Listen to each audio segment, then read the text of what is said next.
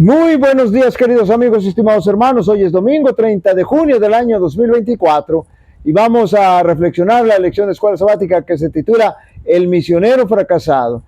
Este es un título bastante duro y me parece que hasta injusto porque, como decíamos ayer, Juan Marcos, un joven no acostumbrado a la incomodidad y la austeridad, y de buenas a primeras se encuentra con esta situación.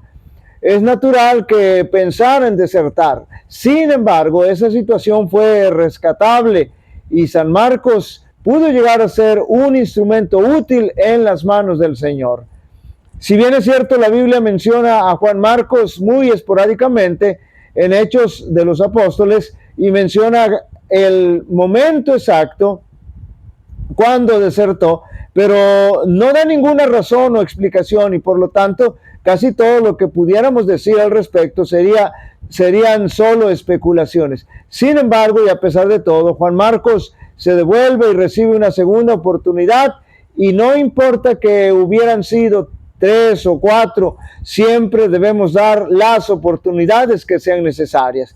Por lo que Juan Marcos se convierte en un instrumento útil en la labor misionera y se logra convertir en el autor del evangelio que lleva su nombre. Noten la siguiente declaración: Marcos, abrumado por el temor y el desaliento, vaciló por un tiempo en su propósito de entregarse de todo corazón a la obra del Señor. No acostumbrado a las penurias, se desalentó por los peligros y las privaciones del camino. Sin duda alguna que el joven Marcos se dio cuenta por experiencia propia de lo difícil que era el camino que había escogido y fácilmente decidió regresarse, pero todavía no sabía la obra que el Señor tenía para él.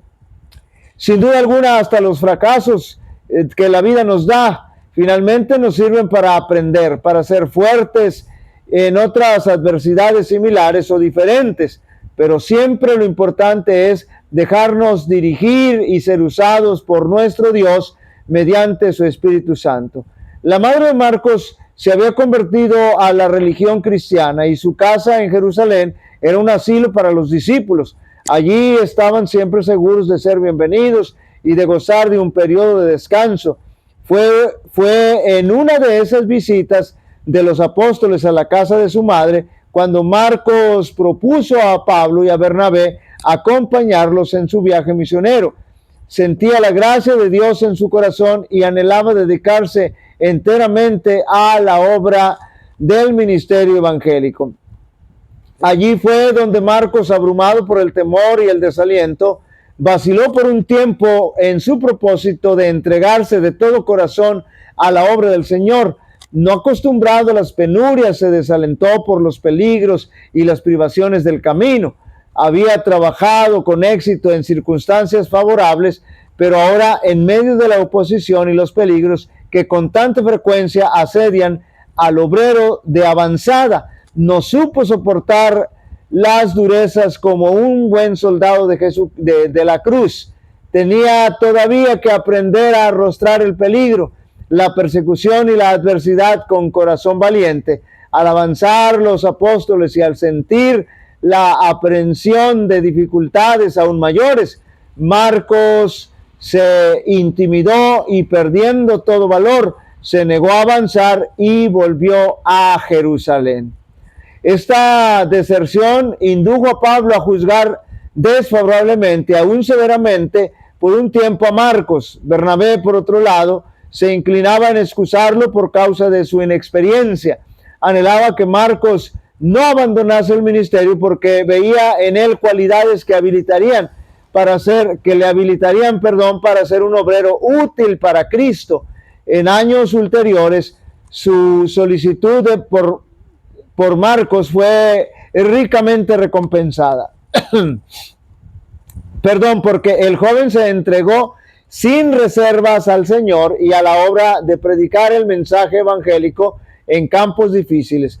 Bajo la bendición de Dios y la sabia enseñanza de Bernabé, se transformó en un valioso obrero. Pablo se reconcilió más tarde con Marcos y le recibió como su colaborador.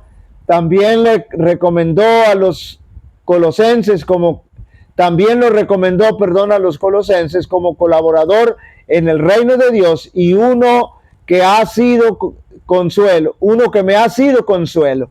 De nuevo, no mucho antes de su muerte, habló de Marcos como uno que le era útil para el ministerio. Queridos amigos y hermanos, debiéramos alegrarnos y agradecer al Señor porque Él no nos mira como lo que somos, sino como lo que podemos llegar a ser. Permitamos que el Señor nos use donde Él lo considere. Jehová te bendiga y te guarde. Jehová haga resplandecer su rostro sobre ti y tenga de ti misericordia. Jehová alce sobre ti su rostro y te dé paz. Y pondrán mi nombre sobre los israelitas y yo los bendeciré. Dios bendiga a cada uno de vosotros.